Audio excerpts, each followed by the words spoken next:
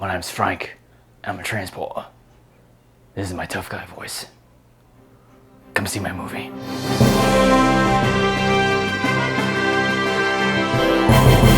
So the Transporter Refueled is the fourth movie and basically a reboot of this franchise. It's directed by Camille Delamare. Probably pronounced that name wrong. And stars Ed Sheeran, Ray Stevenson, and Lone Chabanon. Sorry, I'm really bad at pronouncing names. So Frank Martin gets hired to do a job like he always does in these movies, and he gets forced to help these group of women get revenge on their Russian mob boss, and blah blah blah. Terrible movie. I'm not going to talk a lot about the characters and the acting because that's not what I went to this movie for. And Ed Sheeran is, he's fine in this movie. He's taking over for Jason Statham, who made this franchise famous for, for what it was. And Ray Stevenson as Frank's father was probably the most likable character in this movie. He has all these these quippy one-liners, and he's always upbeat. And I hated Frank's motivations in this movie. And I said it before in my reviews, I want the motivations for my heroes to mean something. And Frank's motivation in this movie is basically somebody kidnaps his dad and he's got to save him. It's the only driving force for him in this movie, because he gets kidnapped once and he gotta save him, and then he gets kidnapped again, and it's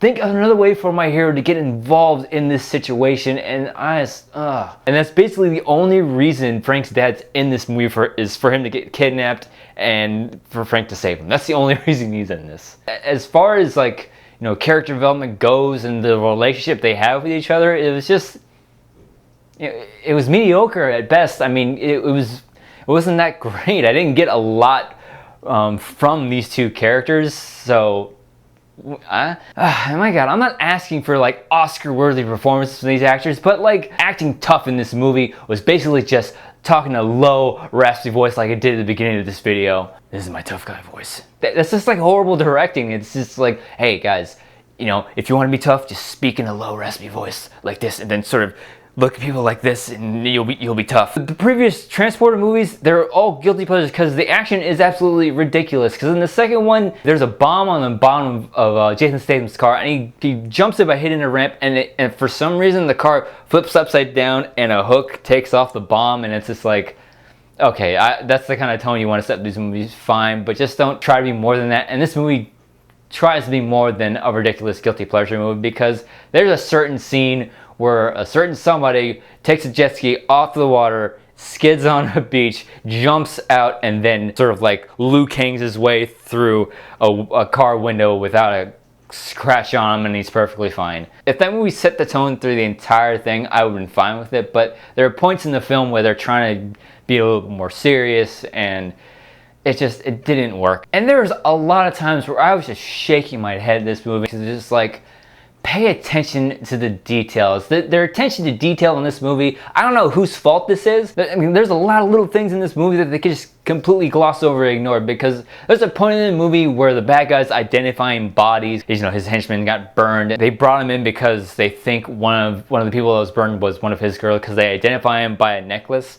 And when they show them the bodies are well done, extra crispy, but then the necklace is spotless. And there's this one scene when this girl gets shot in the head and they have to pull a bullet out of her, but in the very next scene, she's perfectly fine. She's walking around hey guys, what's up? Nothing wrong here. And then there's one more scene, I'm not gonna talk about this after this, but there's a scene where two characters are fighting, and they're chasing each other up a cliff on the beach, and it takes them a little while to get to the very top, but then one of the girls doing something else, and then she follows them up the cliff, and she gets up there in 2 seconds. How the f did she get up there so quickly? In heels, mind you. When things like that happen in the movie, it really takes me out of the movie, and it's just you couldn't spend 5 extra minutes just to pay attention to what you're doing and sort of fix those things and make a better movie. And it's, I don't know.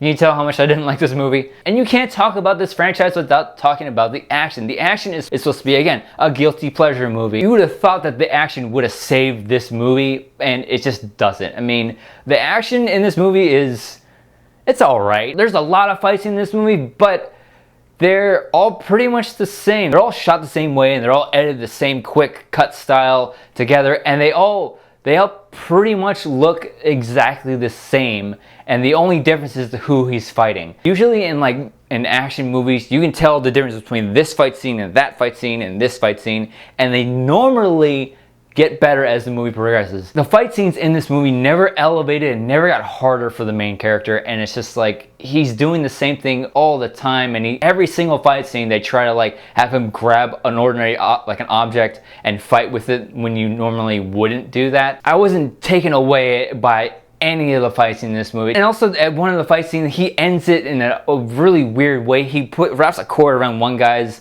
leg and then slings it over, and then it's like, you already beat the out of these guys and now you're just gonna leave this guy dangling. And it's just like, that was completely unnecessary. And that's pretty much what this movie was. This movie was very unnecessary. Like, who the hell was asking for a fourth Transporter movie? And you know, when the producers went to Jason Statham and they're like, hey, we want to make a fourth movie, and Statham's like, I'm okay. I don't think you need to make this movie. This movie was completely unnecessary, and the Transporter Refueled definitely gets a hell no. Nope.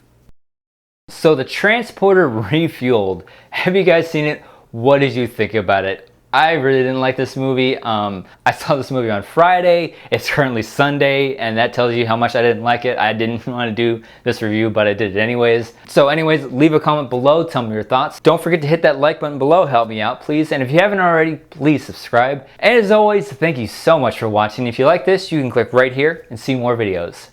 Bye, Andrew.